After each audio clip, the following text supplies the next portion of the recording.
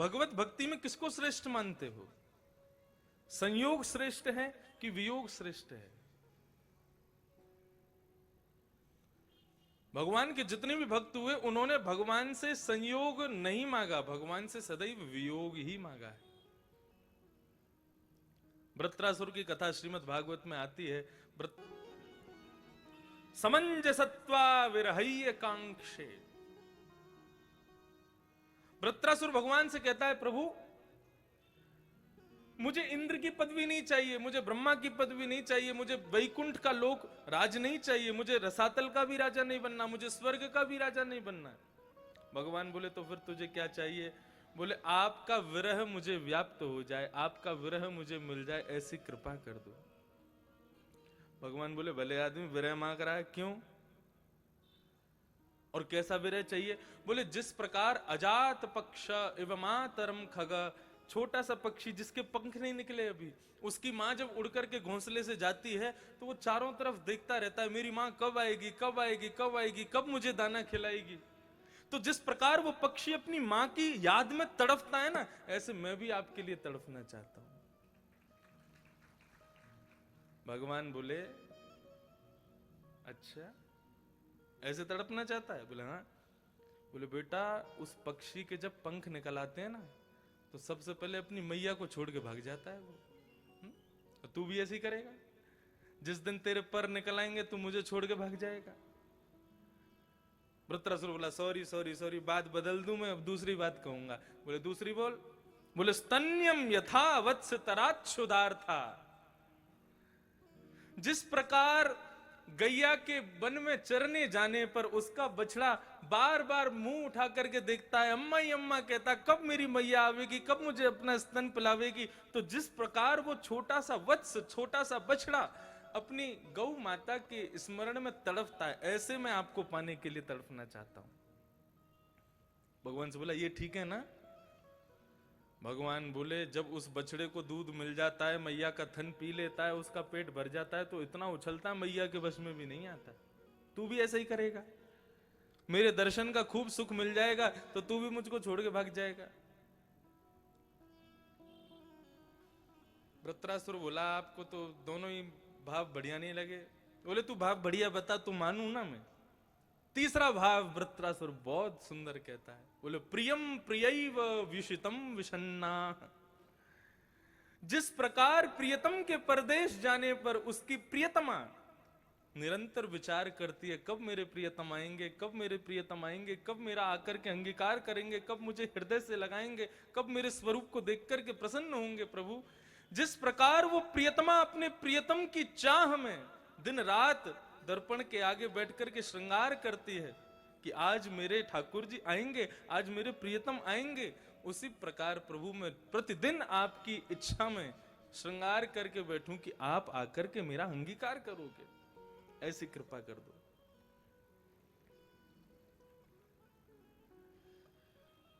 वियोग और संयोग दो चीज, दोनों में श्रेष्ठ संयोग नहीं है, वियोग श्रेष्ठ है। क्योंकि संयोग में प्रियतम आपके सामने होता है और वियोग में तन में, मन में, जीवन में, रोम रोम में प्रियतम होता है। आप श्रीजी बाबा का, श्रीनाथ जी का दर्शन करने जाते हैं तो आपके नेत्रों के सामने वो खड़े, वो है संयोग। लेकिन जैसे ही आप श्रीनाथ जी मंदिर से बाहर निकल करके आते हो तो वो छवि आपके हृदय से निकलती नहीं है। वियोग में ठाकुर जी हृदय पटल पर विराजते हैं और संयोग में नेत्रों के सामने विराजते हैं। कौन सा श्रेष्ठ है, नेत्रों का दर्शन कि हृदय का दर्शन? एक बार जन्मभूमि की कथा में मधुसूदन जी ने वो कथा कराई थी, तो उस कथा में पूज्य मुरारी बापू आए और उन्होंने संयोग वियोग के ऊपर बड़ी अच्छी बात की। कभी तो तेरा संयोग मार देता है हे राधा रमण, कभी तो तेरा संयोग मार देता है, मतलब कभी तो हम तुझसे मिलके मर जाते हैं, और कभी तेरा वियोग मार देता है, कभी कभी तो हम तुझसे दूर रह के मर जाते हैं। कभी तो संयोग मार देता है, कभी तो वियोग मार देता है, और कुछ भी नहीं तो तेरा जिक्र ही हमें मार देता है। मेरे प्रियतम की चर्चा जहां चले हम वहीं पर विराज जाते हैं।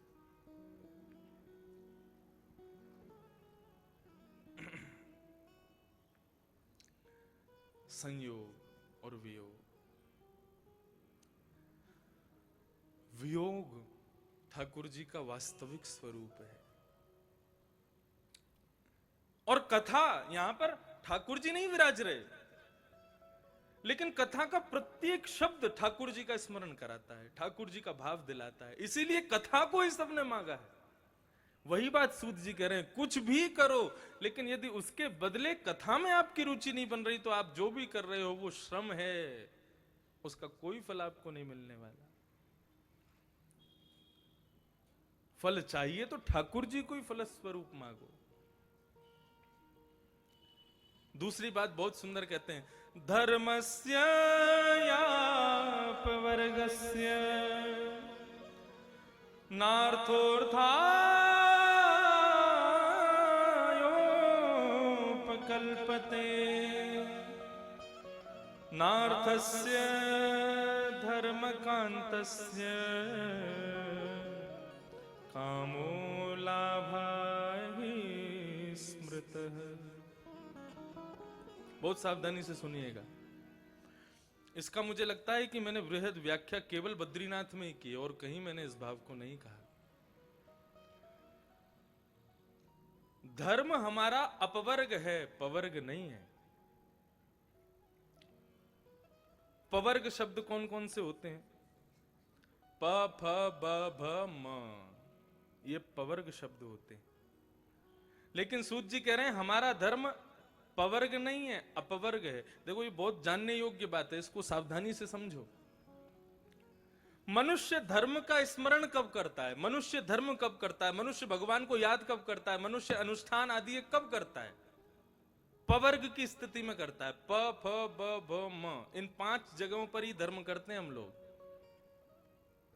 प यानी कि पाप, फ यानी कि फल, ब यानी कि बंधन, भ यानी कि भय, और म यानी मृत्यु। इन 5 स्थितियों में ही धर्म का स्मरण करता है मनुष्य। पहला, जब कोई पाप हो जाए, जब कोई पाप हो जाए फिर घबराता है, पंडित जी मेरे को कुछ करवाओ, मुझसे बहुत बड़ा अपराध हो गया, मुझसे पाप हो गया। वैसे पंडित जी को कुछ पूछेगा भी नहीं, लेकिन पाप बन जाए तुरंत उसको धर्म याद आता है।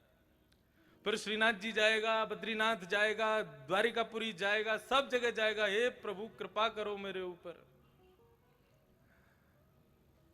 धर्म का स्मरण पहला मनुष्य करता है पाप की स्थिति में। दूसरा स्मरण धर्म का मनुष्य करता है फल प्राप्ति के लिए। श्रीनाथ जी दर्शन करने गए, किस लिए गए? बोले कि हमें वो हमारी फैक्ट्री अभी बढ़िया से नहीं चल रही है, तो श्रीनाथ जी में हमने मनोरथ करवाया, श्रीनाथ जी कृपा कर दो कि हमारी फैक्ट्री बढ़िया चले। मतलब फल की प्राप्ति के लिए धर्म। तो प फ और फिर उसके बाद ब। तीसरा स्मरण कब होता है धर्म का? जब हमको बंधन में बंधना हो। मतलब कई आजकल के बालक वो वैसे तो कथा में भी नहीं आएंगे और वैसे मंत्र पूजा आदि कुछ भी नहीं मानते, लेकिन जब अपनी प्रेमिका से ब्याह करना हो तब पंडित जी को ढूंढेंगे। क्यों? मंत्रों के बिना ब्याह कर लो। नहीं, बंधन में बंधना है तो धर्म की आवश्यकता है।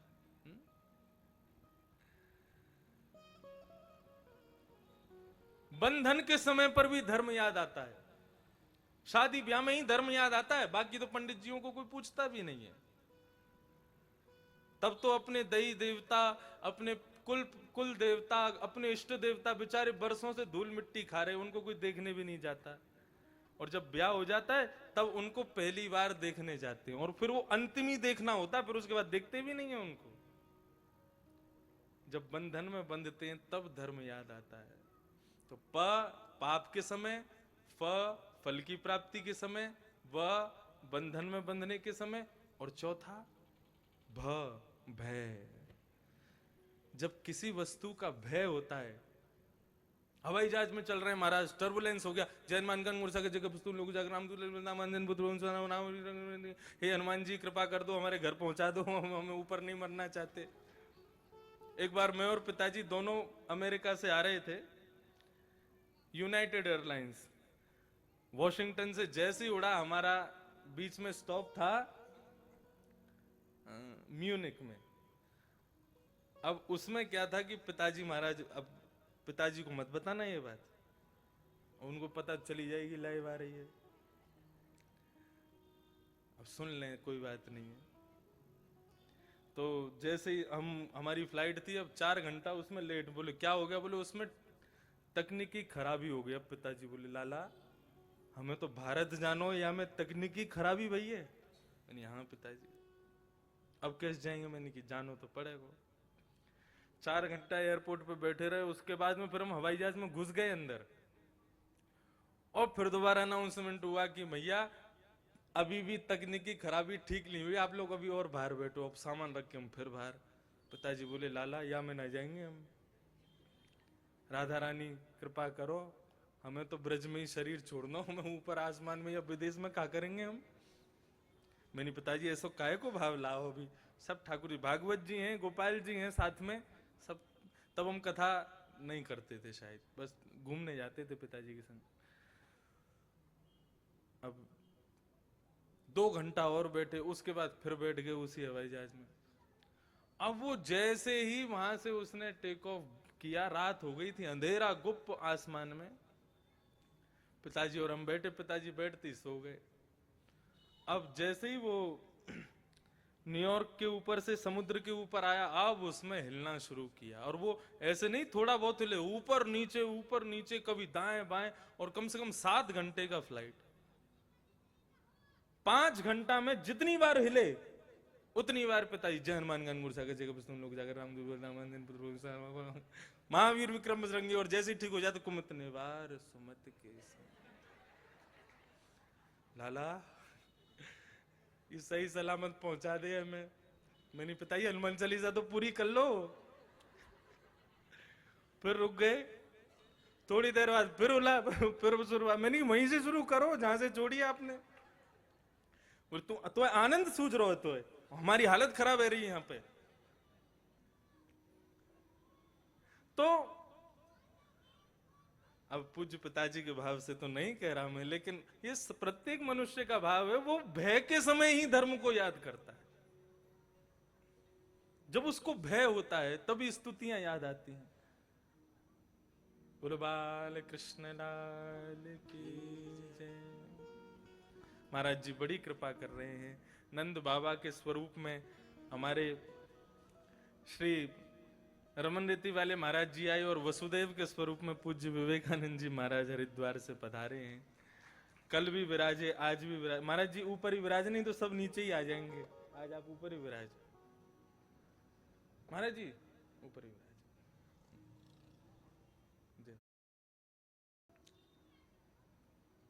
पाप की स्थिति में धर्म का स्मरण। धर्म के अंदर सब आ गए, हाथी के पांव में सबका पांव। चाहे वो दर्शन हो, चाहे नाम जप हो, चाहे अनुष्ठान हो, चाहे कथा श्रवण हो, चाहे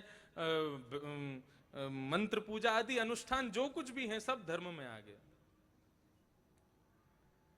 इन सबका स्मरण सर्वप्रथम पाप की स्थिति में होता है, दूसरा फल की स्थिति में होता है। फल की जब इच्छा होती तब होता है।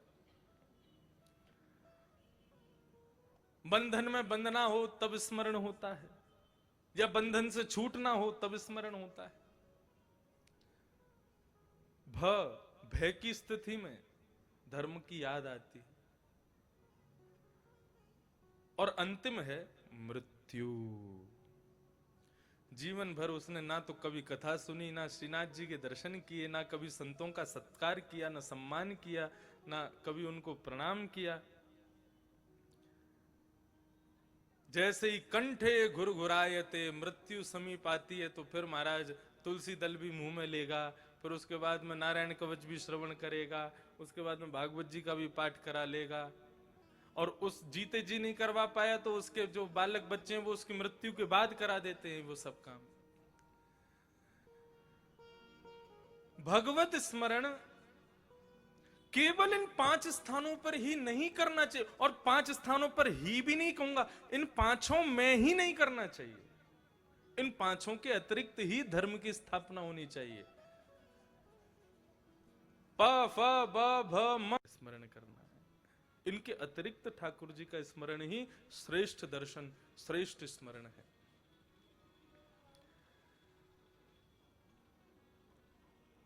आगे श्री सूत जी महाराज ने भगवान के 24 अवतारों का वर्णन किया, और जैसा कि मैंने पहले दिन ही बताया था, भगवान के 24 अवतार तो सब जगह शास्त्र पुराण आदियों में वर्णित है ही हैं। लेकिन बंधुओं, हम सबके घर में जो गोपाल जी विराजमान हैं, जो ठाकुर जी विराजमान हैं, जैसे श्रीनाथ जी विराजमान हैं, गिरधर लाल जी विराजमान हैं, ये भगवान का 25वां अवतार है। ये कौन सा अवतार है? बोले ये अर्चा अवतार है भगवान का।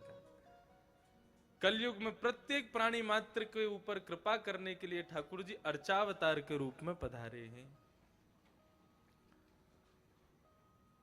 और इन अर्चावतार को साक्षात पर ब्रह्म मान करके ही उनकी सेवा करनी चाहिए। ये 25 अवतारों का इस भाव से वर्णन किया, 24 अवतारों का। भागवत जी की रचना कैसे हुई, इस भाव को बताया। श्री वेदव्यास